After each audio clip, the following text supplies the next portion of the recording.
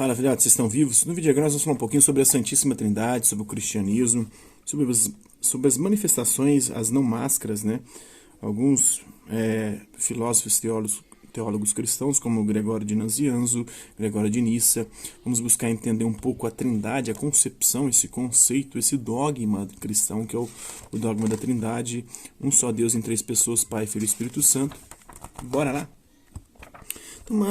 Santo Antanásio de Alexandria, lembrado pela defesa teológica convicta do trinitarismo contra os ensinamentos do arianismo, teve papel central na elaboração do credo de Nicéia, que é o credo que vai elaborar e estipular o dogma da Trindade. Uma segunda visão considerada herética pelos defensores da Trindade foi a de Sabélio, presbítero cristão do século III, e seus seguidores em Roma. Ao contrário dos arianos, os sabelianos acreditavam que o Filho e o Espírito Santo eram realmente Deus. Eles resolveram a questão de Deus ser um e três ao mesmo tempo, afirmando que o Pai, o Filho e o Espírito Santo são três modos de um Deus único. Essa ideia ficou conhecida como modalismo. Pai, Filho e Espírito Santo podem ser vistos como máscaras disponíveis ao autor numa peça. Máscara que ele usa em diferentes momentos, mas aí não é três pessoas diferentes, mas três modos de apresentação de Deus. E assim foi combatido. O ator é um só, mas pode representar três papéis, utilizando máscaras diferentes. A princípio, essa era uma boa forma de descrever a experiência de Deus para os cristãos. Às vezes Deus se manifesta como o Pai, às vezes como o Filho, às vezes como o Espírito Santo. No entanto, se os cristãos algum dia encontrassem três máscaras de Deus, como poderiam garantir que haviam encontrado Deus? Afinal, as pessoas podem usar máscaras para esconder sua verdadeira identidade. Se Deus usasse máscaras para fingir ser algo que ele não é. Por conta disso, os teólogos cristãos, em vez de falarem de máscaras ou modos, começaram a utilizar o termo grego hipóstasis, traduzido para o latim como personae, que a persona vem de máscara também, ou pessoas. Deus são três hipóstases de uma única ousia, de uma única substância, a palavra em grega que significa também essência, além de substância, em latim substância, Ou seja, três manifestações de uma mesma substância.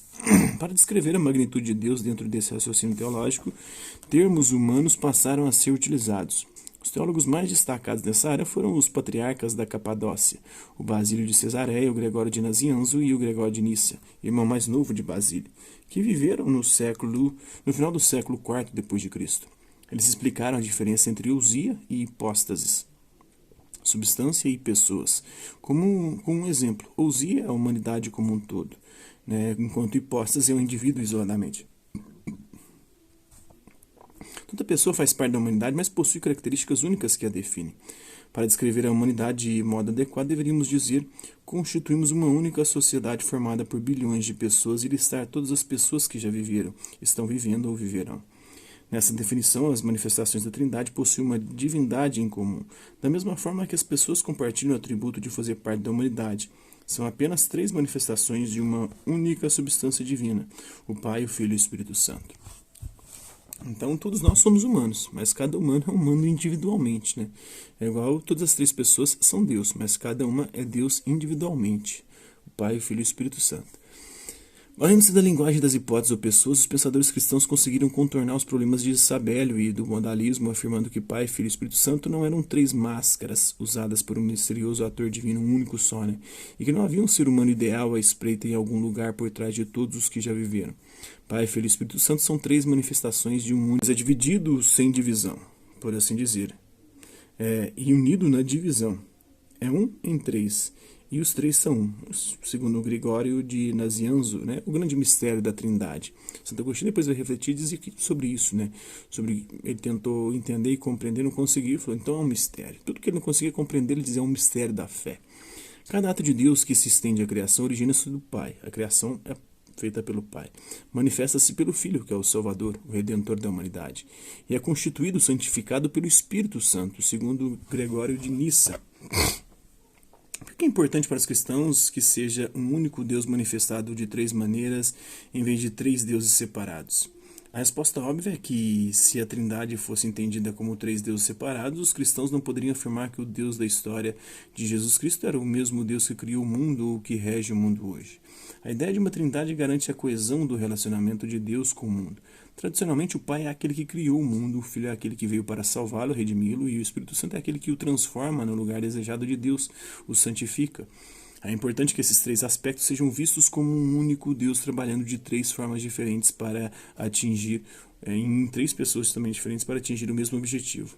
Compartilhar seu amor com o mundo, não três deuses distintos, cada um com um objetivo diferente. O Santo Agostinho explicou que esse amor que unifica a Trindade.